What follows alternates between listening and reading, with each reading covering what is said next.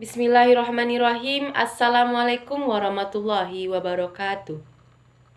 Sebelumnya yang terhormat kepada Ibu dosen pengampu kita, yaitu Ibu Sonya Meitaris STMSC, dan teman-teman yang seperjuangan dengan saya. Alhamdulillahirrabbilalamin, puji syukur marilah kita ucapkan kehadirat Allah Subhanahu wa Ta'ala yang telah melimpahkan rahmat dan karunia-Nya sehingga kita bisa melaksanakan presentasi mata kuliah sistem operasi pada hari ini. Salawat beriring salam tak lupa kita sampaikan kepada junjungan Nabi besar kita, yakni Nabi Muhammad Sallallahu Alaihi Wasallam, dengan melafalkan Allahumma sholli ala Sayyidina Muhammad wa ala ali Sayyidina Muhammad. Baiklah, pada kesempatan kali ini saya ingin memperkenalkan anggota kelompok saya, yakni kelompok 3 dari shift 2 yang beranggotakan Gina Aurina, M. Atalah Zikri Al-Hadi, Mimi Sahira, Raihan Yudra, dan Tiafani Putri.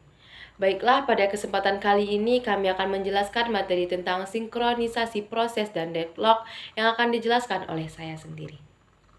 Sinkronisasi data. Sinkronisasi merupakan suatu proses pengaturan jalannya beberapa proses pada waktu yang bersamaan untuk menyamakan waktu dan data supaya tidak terjadi inkonsistensi data akibat adanya akses data secara konsekuen, agar hasilnya bagus dan sesuai apa dengan yang kita harapkan. Tujuan dari sinkronisasi ini adalah untuk menghindari terjadinya inkonsistensi data. Di sini saya akan menjelaskan tentang manfaat sinkronisasi. Jadi manfaat sinkronisasi itu ada 3. Yang pertama itu konsisten. Konsisten itu merupakan adanya akses data yang sama dilakukan secara bersamaan. Menyebabkan data menjadi tidak konsisten, maka dibutuhkannya lah sinkronisasi. Yang kedua adalah eksekusi berjalan. Agar semua data tetap konsisten, maka dibutuhkannya mekanisme agar proses eksekusi tersebut dapat berjalan. Dan yang ketiga kita ada namanya rest condition. Adanya rest condition ini merupakan kondisi di mana beberapa proses mengakses dan memanipulasi data secara bersamaan yang akan membuat nilai terakhirnya nanti tergantung dan proses mana yang duluan akan diakhiri. Menjelaskan tentang rest condition. Rest condition merupakan situasi di mana beberapa proses mengakses dan memanipulasi data secara bersamaan. Nilai terakhir dari data bergantung dari proses mana yang selesai terakhir.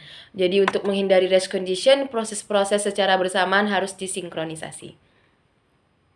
Saya akan menjelaskan tentang critical section. Critical section adalah segmen kode di mana sebuah proses memiliki sumber daya bersama yang dapat diakses seperti entry section, critical section, exit section, dan reminder section. Jadi, di sini saya menjelaskan entry section itu kode yang digunakan untuk masuk ke dalam critical section. Yang kedua ada namanya critical section, kode di mana hanya ada satu proses yang dapat dieksekusi pada suatu waktu. Jadi yang ketiga itu ada namanya exit section. Exit section itu merupakan akhir dari critical section yang dimana untuk mengizinkan proses lain. Dan yang terakhir ada namanya reminder section. Merupakan kode istirahat setelah masuk ke critical section. Baiklah, penjelasan selanjutnya akan dijelaskan oleh Saudari Gina Aurina. Kepada Saudari Gina Aurina dipersilahkan. Kepada moderator, selanjutnya saya akan menjelaskan materi tentang solusi mengatasi masalah critical section. Yang pertama yaitu mutual exclusion. Jika proses P sedang mengeksekusi critical sectionnya, maka tidak ada proses lain yang dapat mengeksekusi di dalam critical section mereka. Yang kedua, progress. Jika tidak ada proses yang sedang dieksekusi dalam critical section dan ada beberapa proses yang ingin masuk ke critical section mereka, maka pemilihan proses yang akan masuk ke critical section berikutnya itu tidak bisa ditunda. Ya, yang ketiga, bounded waiting. Nah, bounded waiting ini maksudnya suatu keterikatan itu harus ada pada sejumlah proses yang diizinkan masuk ke critical section mereka, yaitu setelah adanya proses yang meminta masuk ke critical section dan sebelum permintaan itu diterima. Selanjutnya semafor. Nah, semafor ini adalah pendekatan yang diajukan oleh Dijkstra dengan prinsip bahwa dua proses atau lebih itu dapat bekerja sama dengan menggunakan penanda-penanda sederhana. Nah, seperti proses ini dapat dipaksa berhenti pada suatu saat sampai proses itu mendapatkan penanda tertentu tersebut. Nah, sembarang kebutuhan koordinasi kompleks pun dapat dipenuhi dengan struktur penanda yang cocok untuk kebutuhan itu. Dan variabel khusus untuk penanda itu disebut semafor. Selanjutnya saya akan menjelaskan sifat-sifat semafor dan prinsip semafor. Nah, sifat semafor itu ada dua. Yang pertama, sifat semafor itu dapat diinisialisasi dengan nilai non atau 1 negatif. Yang kedua, terdapat dua operasi terhadap semafor, yaitu down dan up. Nah, selanjutnya prinsip semafor. Prinsip semafor ini merupakan dua proses atau lebih dapat bekerja sama dengan menggunakan penanda-penanda sederhana, dan proses ini dipaksa berhenti sampai proses memperoleh penanda tertentu. Variabel khusus untuk penanda inilah yang disebut oleh semafor. Selanjutnya jenis-jenis semafor. Jenis-jenis semafor ini ada dua. Yang pertama yaitu binary semafor. Binary semafor ini hanya memiliki nilai 0 atau 1 dan sering disebut sebagai semafor primitif. Yang kedua ada counting semafor. Counting semafor ini nilainya 0, 1, dan integer lainnya. Selanjutnya ada keuntungan menggunakan semafor. Yang pertama, keuntungannya yaitu dari segi programming dapat menangani masalah sinkronisasi dengan semafor umumnya, yaitu rapi dan teratur sehingga mudah untuk dibuktikan kebenarannya. Yang kedua yaitu semafor itu diimplementasikan dalam hardcore sehingga penggunaannya itu bersifat portable. Nah, mungkin itu saja yang dapat saya jelaskan. Saya kembalikan kepada moderator. Terima kasih. Terima kasih saya ucapkan kepada Saudari Gina Aurina yang telah menjelaskan materi tersebut. Baiklah, penjelasan selanjutnya akan dilanjutkan oleh Saudara M. Atallah Zikri Al-Hadi. Kepada Saudara M. Atallah Zikri Al-Hadi dipersilahkan. Baiklah, terima kasih kepada moderator. Di sini saya akan menjelaskan mengenai fungsi-fungsi semafor. Nah, semafor ini berguna untuk menyelesaikan masalah umum dari sinkronisasi. Fungsi-fungsi tersebut antara lain, yang pertama, mutual exclusion. Sesuai dengan prinsip mutual exclusion, di mana jika suatu thread sedang berada dalam critical section-nya, maka thread lain yang sedang memasuki critical section harus menunggu thread yang sedang berjalan agar keluar dari critical section-nya, sebelum thread yang sedang menunggu dapat memasuki critical section-nya sendiri. Disinilah semafor digunakan, di mana semafor dapat melacak thread mana yang diperbolehkan untuk masuk ke critical section-nya, dan thread mana yang harus menunggu. Fungsi kedua, resource controller. Tentunya, resource sebuah komputer itu terbatas. Maka, untuk mengelola thread mana yang dapat menggunakan resource, dapat digunakan semafor. Hal ini dapat dianalogikan seperti restoran yang ramai. Bayangkan sebuah restoran yang setiap malamnya ramai dikunjungi pelanggan. Kapasitas restoran terbatas, tetapi pemilik restoran memiliki kebijakan bahwa semua pengunjung yang datang akan mendapatkan kesempatan untuk makan. Dengan konsekuensi, yaitu pelanggan harus sabar menunggu gilirannya. Oleh karena itu, dikerahkanlah pegawai restoran untuk menahan tamu di luar jika restoran penuh. Lalu, mempersilahkan tamu masuk jika tempat telah tersedia. Dari analogi tersebut, pelanggan adalah thread, kapasitas restoran adalah resource, dan pegawai restoran yang menahan pelanggan adalah semafor. Fungsi yang ketiga, sinkronisasi antar proses. Ada kalanya suatu thread memerlukan resource yang dihasilkan oleh thread lain. Oleh karena itu, dibutuhkan suatu mekanisme untuk mengatur urutan eksekusi thread. Mekanisme ini dapat dilakukan dengan memanfaatkan semafor. Selanjutnya, saya akan menjelaskan mengenai definisi deadlock. Deadlock adalah suatu kondisi di mana dua proses atau lebih saling menunggu proses untuk melepaskan sumber daya atau resource yang sedang dipakai. Mudahnya, ada proses A yang membutuhkan suatu resource, tetapi resource tersebut sedang dipakai oleh proses lain. Deadlock terjadi karena sebuah proses membutuhkan resource tertentu, tetapi resource tersebut sedang digunakan oleh proses lain. Padahal proses lain tersebut tidak akan melepaskan resource selama proses yang dilakukannya belum selesai. Kejadian deadlock selalu tidak lepas dari sumber daya. Oleh karena itu, untuk memahami deadlock, kita juga perlu tahu mengenai jenis-jenis sumber daya. Terdapat dua jenis sumber daya, yaitu yang pertama, resource preemptible. Adalah resource yang dapat diambil atau dilepas dari proses yang sedang memakainya, tanpa memberi efek apapun pada proses tersebut. Yang kedua, resource non-preemptible adalah resource yang tidak dapat diambil dari proses yang sedang membawanya, karena akan menimbulkan kegagalan komputasi. Resource jenis ini yang sering menyebabkan deadlock. Nah, selanjutnya, Deadlock dapat terjadi apabila keempat karakteristik berikut terpenuhi. Karakteristik yang pertama, mutual exclusion, yaitu proses memiliki hak milik pribadi terhadap sumber daya yang sedang digunakannya. Jadi, hanya ada satu proses yang dapat menggunakan suatu sumber daya.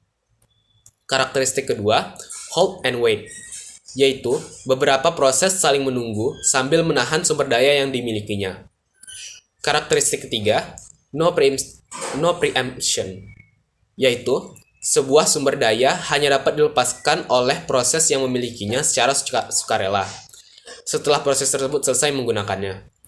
Dan karakteristik yang terakhir, circular wait, yaitu sebuah kondisi di mana terdapat siklus yang berisi proses-proses yang saling membutuhkan. Sekian dari saya kembalikan kepada moderator. Saya ucapkan terima kasih kepada Saudara M. Atallah Zikri Al-Hadi. Penjelasan selanjutnya akan dilanjutkan oleh Saudara Raihan Yudra. Kepada Saudara Raihan Yudra dipersilahkan. Terima kasih kepada moderator. Selanjutnya saya akan menjelaskan kondisi terjadinya deadlock. Terdapat 3 hal yang menyebabkan terjadinya deadlock. Yang pertama terjadi apabila terdapat ketiga karakteristik yang dimiliki oleh deadlock. Tetapi, jika ketiga kondisi itu terjadi, belum berarti terjadi deadlock. Yang kedua, deadlock benar terjadi apabila syarat keempat terpenuhi. Kondisi keempat merupakan keharusan bagi terjadinya deadlock. Yang ketiga, deadlock bisa terjadi pada saat proses akan mengakses objek seperti file, device, dan lain-lain secara tidak semestinya.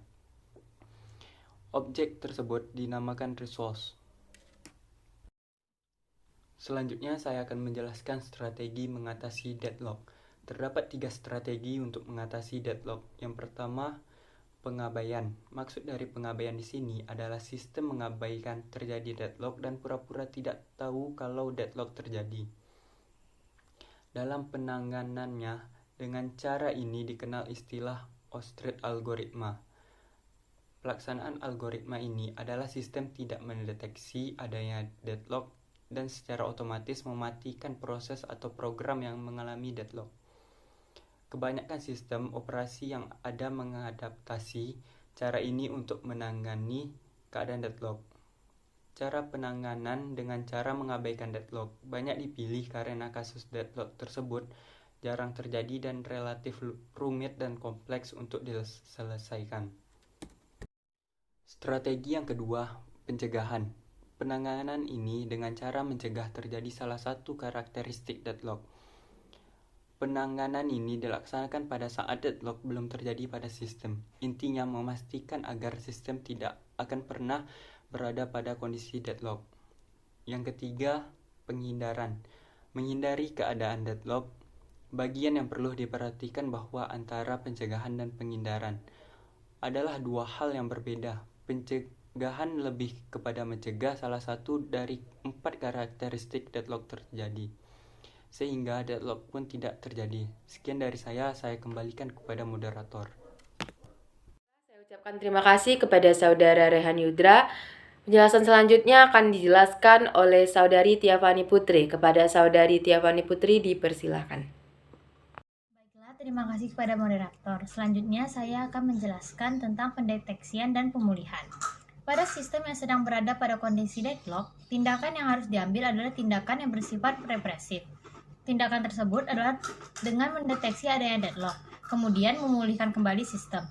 Proses pendeteksian akan menghasilkan informasi apakah sistem sedang deadlock atau tidak, serta proses mana yang mengalami deadlock. Akan dibahas secara lebih mendalam pada bagian selanjutnya. Mencegah deadlock. Metode pencegahan menggunakan pendekatan dengan cara meniadakan 3 syarat yang dapat menyebabkan deadlock terjadi pada saat eksekusi, menurut Kaufman tahun 1971. Yang pertama adalah mutual exclusion. Langkah yang dapat dilakukan adalah spooling sumber daya dengan mengantrikan job-job pada antrian dan akan dilayani satu-satu. Kesalahannya dapat menyebabkan chaos. Yang kedua adalah circular wait. Langkah yang dapat dilakukan melalui penomoran permintaan sumber daya dan mengatur agar setiap proses hanya dapat menggunakan sebuah sumber daya pada suatu waktu. Jika menginginkan sumber daya lain, maka sumber daya yang dimiliki harus dilepas. Kesalahannya adalah tidak ada penomoran yang memuaskan semua pihak. Dan yang ketiga adalah hold and wait. Langkah yang digunakan adalah dengan membuat proses agar meminta sumber daya yang mereka butuhkan pada awal proses sehingga dapat dialokasikan sumber daya yang dibutuhkan. Kesalahannya adalah sulit memperkirakan di awal dan tidak optimal. Selanjutnya, cara menghindari deadlock. Menghindari deadlock hanya dengan memberi akses ke permintaan sumber daya yang tidak mungkin menimbulkan deadlock. Metode ini memeriksa dampak pemberian akses pada suatu proses. Jika pemberian akses tidak mungkin menuju kepada deadlock, maka sumber daya akan diberikan pada proses yang meminta. Terima kasih, saya kembalikan pada moderator. Saya ucapkan terima kasih kepada Saudari Tiafani Putri. Dengan penyampaian materi tadi, maka berakhir pula lah presentasi dari kelompok 3 shift 2 ini. Jika ada kesalahan atau kekurangan, kami mohon maaf. Wabillahi taufik wa hidayah. Wassalamualaikum warahmatullahi wabarakatuh.